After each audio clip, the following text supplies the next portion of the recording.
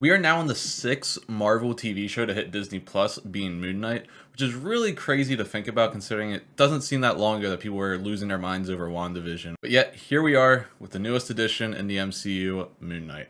Well, Doctor Strange has come out, but the newest television show on Disney Plus, Moon Knight. Now, I've been a pretty harsh critic of the MCU shows so far, but I did have the highest expectations for Moon Knight out of all the shows that have been announced to this point. I will say, it did not disappoint, for the most part. What had me really excited for Moon Knight is that, compared to everything else we saw in the previews for the show and leading up to it, it seemed like it was really going to stand on its own 2 feet, similar to the Netflix shows compared to the Disney Plus shows. I've always loved how the MCU connects from show to show or movie to movie, but I've gotten a little tired of it since Avengers Endgame happened. And I've really been looking forward to something that's just going to be its own thing, kind of similar to Phase 1 where we got Iron Man, even though it had the post-credit scenes, Captain America, even though it had post-credit scenes or connections, they felt like their own thing, and that you could watch them without having to watch anything else. And I was really hoping Moon Knight would do that, and it did, and I really loved that. Compared to show to WandaVision or Loki that set up whole other movies, or even like possibly the next Thanos-type villain in Kang, Moon Knight really is on its own separate ground, and it's great to take a break from having to worry about everything else in the MCU and just watch a show for what it is. Now, the story for Moon Knight is pretty interesting and pretty well done. Straight from the beginning in the very first episode, honestly, when Steven first wakes up for the first time in the show, it really does a great job of setting up this mysterious background of both Mark and Steven. I also personally find that stories that involve mythology, whether it be Greek mythology, Norse mythology, whatever it may be, very interesting. So all the parts of the Egyptian gods also really intrigued me in the story. But the real show-stopping moment of the series was with episodes 4, 5, and a little bit of 6, with kind of the therapy session type thing going on inside Mark's head. I don't know how exactly to describe what it is.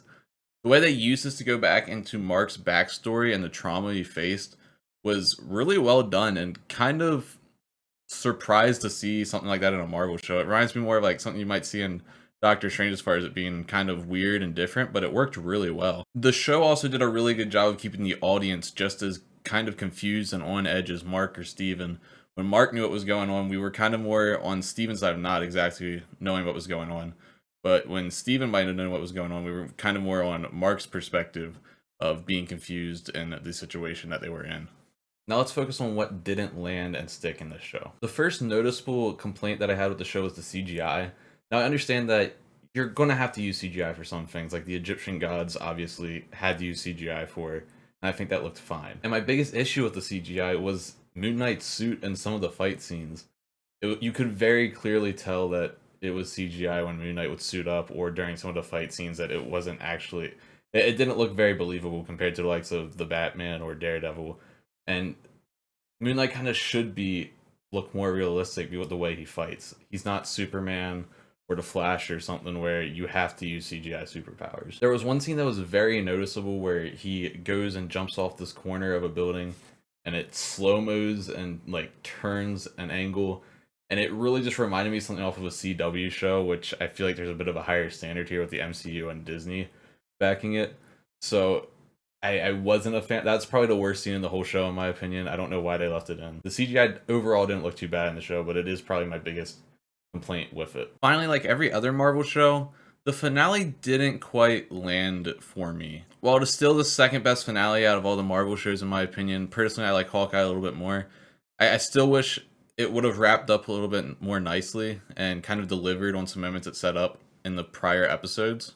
One of my biggest complaints was that it kind of continued the MCU stereotype or trope where everything's got to end with have some CGI battle in the final act. We saw it in WandaVision, we saw it in Shang-Chi, we see it a little bit in Loki. Like, while I liked the battle between the two Egyptian gods, I feel like it wasn't necessary as much as seeing Mark and Steven fight. This also leads into one of my other issues with the finale, which was the Jake Lockley setup. Now, I really like the setup, probably in context if we see a season 2 or a movie or something following this up, because I think it does a great job of setting up the other personality inside Mark, being Jake Lockley. However, I feel like if this is just a standalone series, it's a horrible payoff to have the whole climatic battle at the end be completely off screen. So I'm a little mixed there. I like the setup, but I wish it wouldn't have been. It ruined what everything was building towards in the finale, in my opinion. My final issue with the finale was that I wasn't a big fan of how they used Layla in the episode. While I did like the idea of her being an avatar and getting powers and being able to fight, I wish it would have come in a season 2 or a movie somewhere down the line instead of in this episode. Like, this was our first really time getting to see Moon Knight on camera, on screen, and it feels like he was overshadowed a little bit in his own finale by Layla getting her powers. So I'm a little torn on that. I wish that would have been saved for later on, kind of like the Jake Lockley setup. But overall, it's not a bad finale. It's just could have been better.